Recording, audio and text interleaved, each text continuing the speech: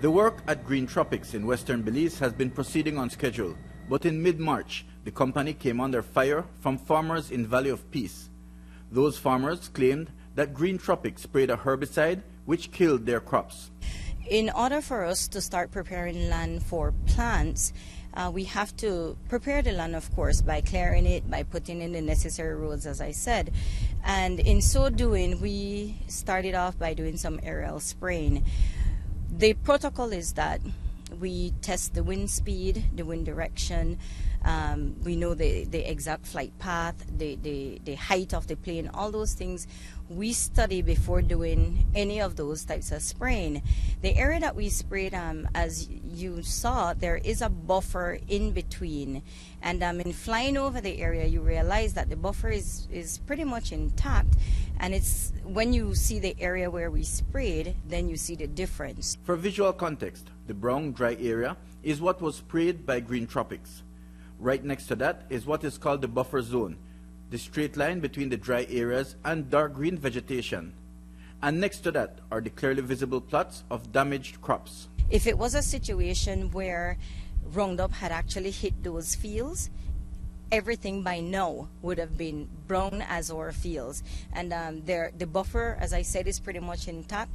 The forest cover is also intact, and looking at their crops from the height that we did, you were able to see where some fields are actually green, where some fields do have the yellowing going on. The crop damage and the furious complaints of Valley of Peace farmers spurred Green Tropics into action. We came out immediately, and we brought the technical people out to really do their first assessment.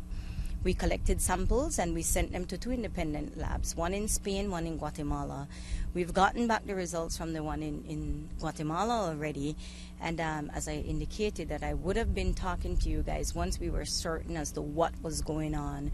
We are sufficiently confident in saying that we did not, and we would never ever want to see a situation where we're responsible for anything of what's on the ground. It's unfortunate that yes, there are damaged crops in the fields, but I want to categorically state that it's definitely not from the aerial spraying. Green Tropics is satisfied with the evidence provided by its independent analyst, at least the preliminary results.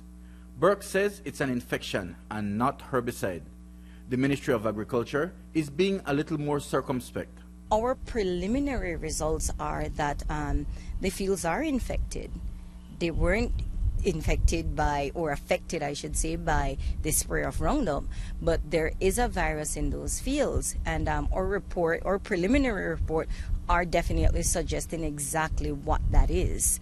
So I've indicated to the Ministry of Agriculture that we'll be more than happy to share our independent findings, and we continue to work along with them as well. We are still awaiting the arrival of the analysis that was, or the sample, sorry, that was sent for analysis at the Salvadorian lab.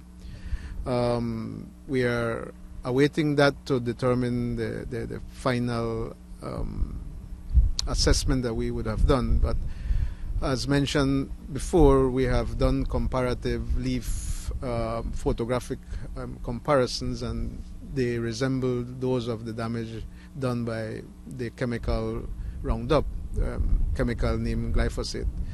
So we're awaiting our analysis, lab analysis, sorry, and then we'll be sure what the